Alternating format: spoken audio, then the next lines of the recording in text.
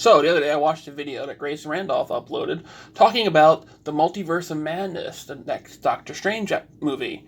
And she made a little mistake. Let's watch. Because, I don't know. I think if they're played by a different actor on one Earth, it has to be different actors on every Earth. You can't have, the same actor playing, like, you can't have, Chris Hemsworth playing two Thors and then Alexander Skarsgård as a third. I mean, you have to set the rule up. It's either the same actor for all of them, or it's always a different actor depending on the Earth. So, sorry, Catch the mistake. Because even over on the Arrowverse, they understand how the multiverse works. Let's go on the explanation. Grace says that you can't have a good version of Robert Downey Jr., a bad version of Robert Downey Jr., and a Tom Cruise version of Iron Man all existing in the multiverse. Over on Arrow, they have Grant Gustin being the main Flash. They have Ezra Miller being the Flash from the DCEU. They have the guy who plays Barry's father being the Flash, also Barry Allen. And they have the Smallville Barry Allen, because Smallville is in there now, even though the actor from Smallville hasn't officially appeared. He is still in it, because Clark's in it.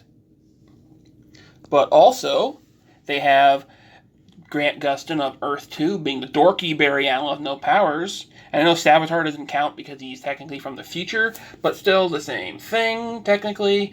It's just another example of Grant Gustin playing the same character, but differently. So, how the multiverse actually works. We have Earth 1, Earth Prime, the one we're on.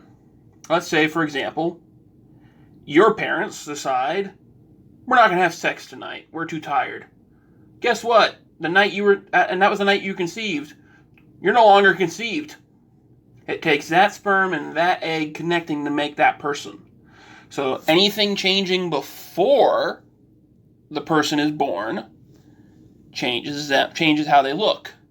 Anything that changes after they were born changes how they act. So, Tony's parents decide they're going to, put off having sex after marriage, and they're gonna bang a week before they're married. Tom Cruise's Iron Man is born, but everything else follows the same. Now let's say Pepper died in Iron Man 3. Evil Robert Downey Jr. Iron Man exists because he hates the world because he blames it for Pepper's death. And he no longer cares.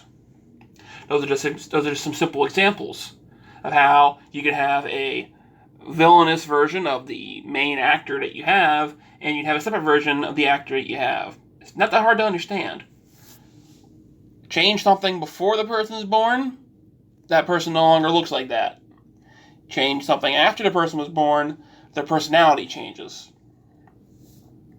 Before, looks. After, personality. That's really it. Thanks for watching, and see you next time. Oh, and comment if you understand that or not. It's really simple.